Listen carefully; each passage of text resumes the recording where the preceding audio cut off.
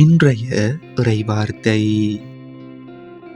திருத்தூதர் யோவான் எழுதிய திருவெளிப்பாட்டில் இருந்து வாசகம்.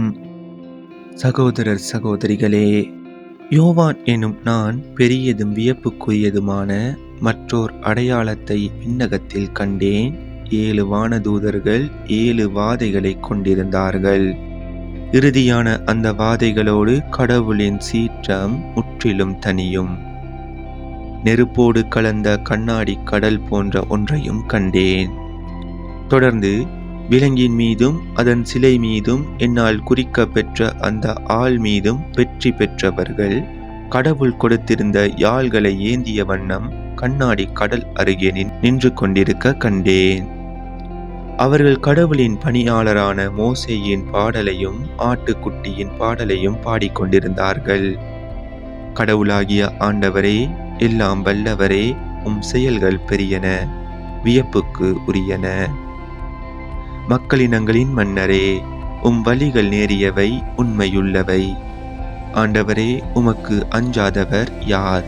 உமது பெயரை போற்றி புகழாதார் யார்? நீர் ஒருவரே தூயவர். எல்லா மக்களினங்களும் உம் திருமுன் வந்து வணங்கும், ஏனெனில் உம் நீதி செயல்கள் வெளிப்படையாயின. இது ஆண்டவர் வழங்கும் அருள்வாக்கு. இறைவா, உமக்கு நன்றி. இன்றைய தினத்துக்கு உரிய நற்செய்தி வாசகம் லூக்கா எழுதிய தூய நற்செய்தியில் இருந்து. அக்காலத்தில் இயேசு தம் சீடர்களுக்கு கூறியது: அனைத்தும் நடந்தேறும் முன் அவர்கள் உங்களை பிடித்து துன்புறுத்துவார்கள், தொழுகை கூடங்களுக்கு கொண்டு செல்வார்கள், சிறையில் அடைப்பார்கள், என் பெயரின் பொருட்டு அரசரிடமும் ஆளுநரிடமும் இழுத்து செல்வார்கள். எனக்கு சான்று பகர இவை உங்களுக்கு வாய்ப்பளிக்கும். அப்போது என்ன பதில் அளிப்பது என முன்னதாகவே நீங்கள் கவலைப்பட வேண்டாம். இதை உங்கள் மனதில் வைத்துக் கொள்ளுங்கள். ஏனெனில் நானே உங்களுக்கு நாவன்மையையும் ஞானத்தையும் கொடுப்பேன். உங்கள் எதிரிகள் எவராலும் உங்களை எதிர்த்து நிற்கவும் எதிர்த்து பேசவும் முடியாது. ஆனால் உங்கள் பெற்றோரும் சகோதரர் சகோதரிகளும் உறவினர்களும் நண்பர்களும் உங்களை காட்டிக் கொடுப்பார்கள். உங்களுள் சிலரை கொல்வார்கள். என் பெயரின் பொருட்டு எல்லாரும் உங்களை வெறுப்பார்கள். இருப்பினும் உங்கள் தலைமுடி ஒன்று கூட விழவே விழாது. நீங்கள் மன உறுதியோடு இருந்து உங்கள் வாழ்வை காத்துக் கொள்ளுங்கள்.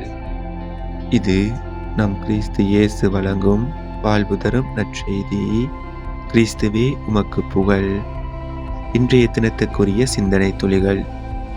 இயேசு தம் சீடர்களின் பணிவாழ்வில் எழும் துன்பங்களை கண்டு துவண்டு விடாமல் துணிவுடன் இறையாட்சி சமூகம் அமைக்க சாட்சியம் பகர வேண்டும் என விரும்புகின்றார். துன்பங்கள் வழிவாழ்வையும் சிலுவையின் வழி உயிர்ப்பையும் பெற அழைக்கிறார். அன்று ஒடிசா மாநிலத்தின் கந்தமால் பகுதி கிறிஸ்தவர்கள் மத கலவரத்தின் கொடிய தீ தாக்குதலுக்கு இரையாகினர். பலர் காடுகளுக்குள் தஞ்சம் புகுந்தனர். சென்ற ஆண்டு மணிப்பூர் கிறிஸ்தவர்கள் உயிரோடு கொளுத்தப்பட்டனர். வன்முறை வெறியாட்டம் பல உயிர்களை காவு கொண்டுள்ளது. துன்பங்களில் மன உறுதியோடு இருந்த உங்களை காத்து கொள்ளுங்கள் என்று இயேசு அறிவுறுத்துகிறார். துன்பங்கள் எந்த வடிவில் வந்தாலும் இயேசுவுக்காய் எதிர்கொள்வோம். திருத்தூதர் பணிநூல் திருத்தூதர்கள் துன்புற்ற நிலையை காட்டுகிறது.